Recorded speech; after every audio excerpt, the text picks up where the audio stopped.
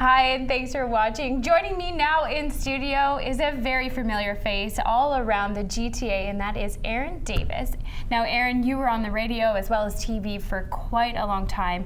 Most people would know you from your CHFI days. Yes, thank you. And now you're here on a different journey. Yes, I am, and I'm very pleased to be talking about the Lighthouse for Grieving Children, and I'll be in the company of Lisa Lisson, who is the CEO of FedEx Canada, and she herself has suffered great loss in her life too, watching her husband in a coma for 2 years and then finally having to let him go. But she's such an inspiring person, and there's going to be Melissa, who is a mom of a family that has used Lighthouse to help with the grief process for children who often aren't able to articulate what they're going through, who think that they're all alone. It's a sensation that a lot of us in grief encounter, and it's just part of our message that I've been spreading over the past, since February when my book came out, about not grieving alone, about knowing that talking and sharing helps to alleviate so much of what you're going through, because you do feel so alone when you're going through something like this. Right.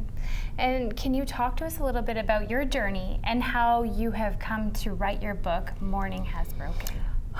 Well, it began in March of 1991 when our daughter Lauren was born, and everybody kind of knew of her at that time because she was in my arms as I did the show from home for 3 months, which was kind of new at the time. I know now everybody does a podcast from their closet, but at that time to be doing our show from home was really something. Absolutely. With CHFI.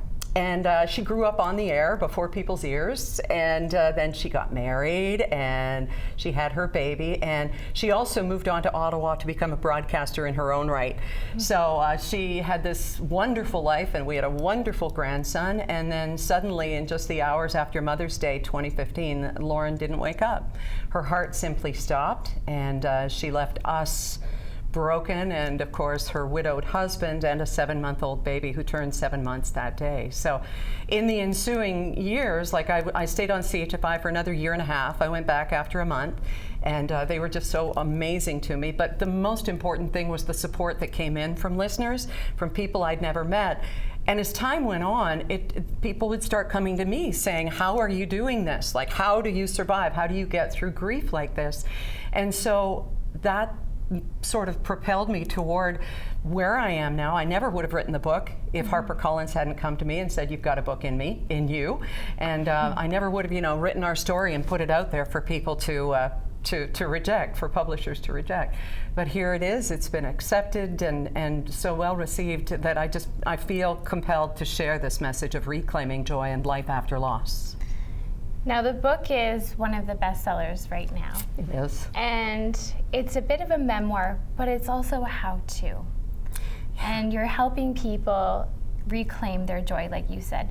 What are some tips in the book that you could maybe share with us for viewers out there who might be struggling as well? Well, Kristen, I think the most important thing, and that's what we're bringing home tonight by just sitting and talking about it in this panel for Lighthouse, is that talking about it and sharing your story with people who actually listen, people who say, how are you today, and then wait for the answer, is so important, because joy shared is multiplied. It's why we go to movies together and love to hear other people laugh. Mm-hmm. Pain shared is divided. And if you tell me your story and I tell you mine, just by sharing that and taking on someone else's troubles just for a little bit, I think takes me out of my own.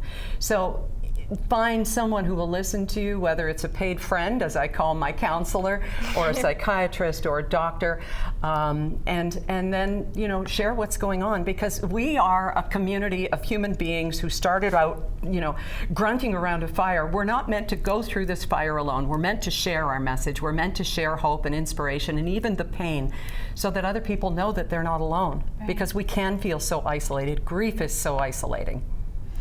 Thank you so much for joining us here and sharing your story. It's been a pleasure. And for those who are watching, you will be out there tonight in the community at Nouveau Network for the fundraiser for the Lighthouse Foundation, an organization here in the community that helps families that are going through grief.